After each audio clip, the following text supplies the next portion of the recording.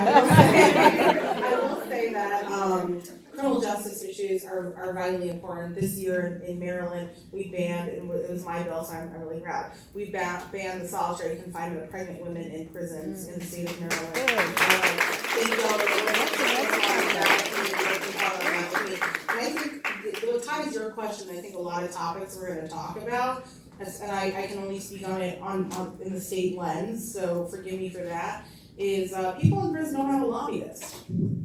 Yeah. A lot of issues that we all face, kids sometimes have a lobbyist through teachers unions and other things, but people that are vulnerable don't have a paid lobbyist.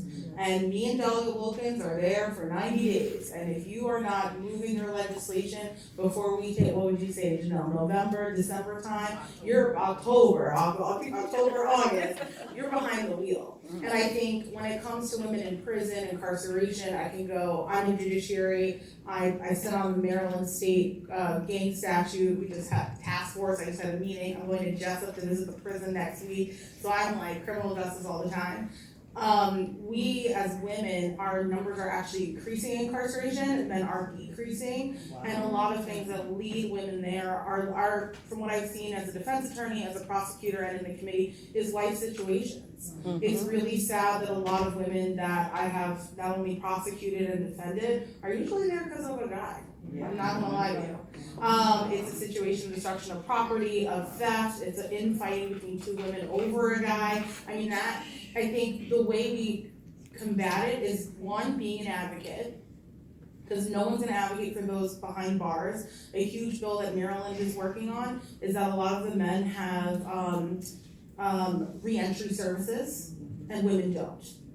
And in our state constitution, it says that they shall, but it doesn't say must. One word can change everything. Okay? So we're going to the women's detention center. We're looking at things that we can do. Honestly, right now, the state of Maryland can't afford it, because the number of women compared to the number of men, to the political powers that be, it doesn't justify their own facility to some people, not to me.